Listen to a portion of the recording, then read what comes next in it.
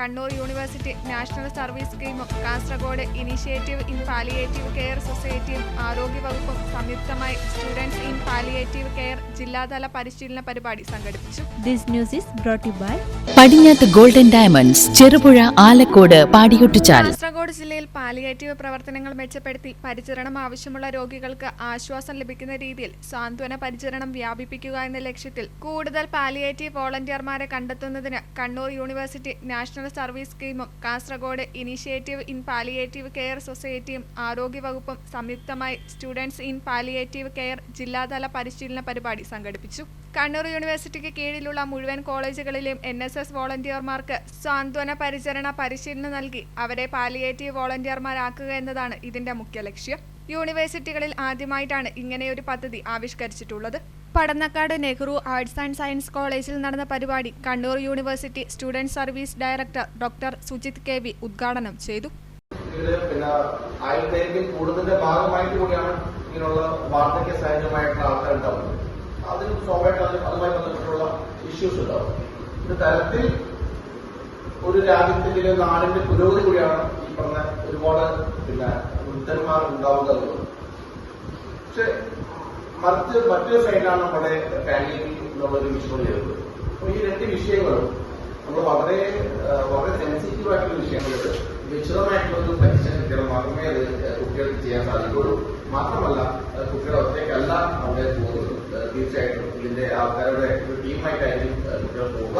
തീർച്ചയായിട്ടും വളരെ നല്ലൊരു ഇനിഷ്യേറ്റീവാണ് കണ്ണൂർ യൂണിവേഴ്സിറ്റിയെ സംബന്ധിച്ച് കാസർഗോഡ് ജില്ലയിൽ ഇതിനുള്ള ഒരു ഇനിഷ്യേറ്റീവ് വരുന്നത്. തീർച്ചയായിട്ടും ഇതിന്റെ ഒരു രണ്ടാം ഘട്ടം എന്ന നിലയിൽ കണ്ണൂർ ജില്ലയിലും ഇതിന്റെ ഒരു പാലിയേറ്റീവ് കെയർ ഉദ്ഘാടനം നടന്നത്. കണ്ണൂർ കാസർഗോഡ് ജില്ലയിൽ സംയുക്തമായിട്ട് കണ്ണൂർ യൂണിവേഴ്സിറ്റി അടുത്തുള്ള പാലിയേറ്റീവ് കെയർ വർക്ക് നടത്തും എന്ന് പറയാനുള്ളത്.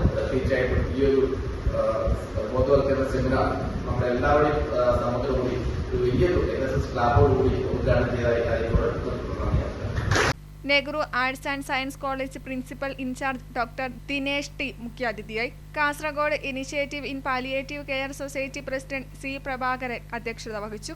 NSS ജില്ലാ coordinator doctor KV Vineesh master സ്വാഗതവും Kasaragod initiative in palliative care society director K Rajmohan Nair നന്ദിയും പറഞ്ഞു. Kasaragod initiative in palliative care society general secretary പദ്ധതി വിശദീകരണം നടത്തി. NHM ജില്ലാ coordinator Shiji Manoj, NSS programme officer A Sumalatha teacher, students in palliative care president Mithun തുടങ്ങിയവർ ആശംസകൾ നേർന്ന് സംസാരിച്ചു. Indian association of palliative care state ട്രെയിനറും കോർഡിനേറ്ററുമായ MG പ്രവീൺ പരിശീലനത്തിന് നേതൃത്വം നൽകി. ജില്ലയിലെ വിവിധ കോളേജുകളിലെ NSS പ്രോഗ്രാം ഓഫീസർമാർ, NSS വോളണ്ടിയർമാർ, സെക്കൻഡറി നഴ്സുമാർ, പാലിയേറ്റീവ് സൊസൈറ്റി ഭാരവാഹികൾ, പാലിയേറ്റീവ് വോളണ്ടിയർമാർ തുടങ്ങിയവർ പരിപാടിയിൽ സംബന്ധിച്ചു. നിങ്ങൾ സ്വർണ്ണാഭരണങ്ങൾ വാങ്ങുമ്പോൾ വഞ്ചിതരാകാതിരിക്കാൻ ജാഗ്രത പാലിക്കുക. 2023 ഏപ്രിൽ 1 മുതൽ സ്വർണ്ണ പരിശുദ്ധി ഉറപ്പുവരുത്തുന്നതിന് കേന്ദ്ര ഗവൺമെന്റ് ആഭരണങ്ങളിൽ HUID നിർബന്ധമാക്കിയിരിക്കുന്നു. 100% ആഭരണങ്ങളും HUID മുദ്ര ചെയ്ത മലയോര മേഖലയിലെ ഒരേയൊരു jewellery Padinjath golden diamonds, Cherupuzha, Alakode, Padiyottuchal. Wholesale division, Thrissur.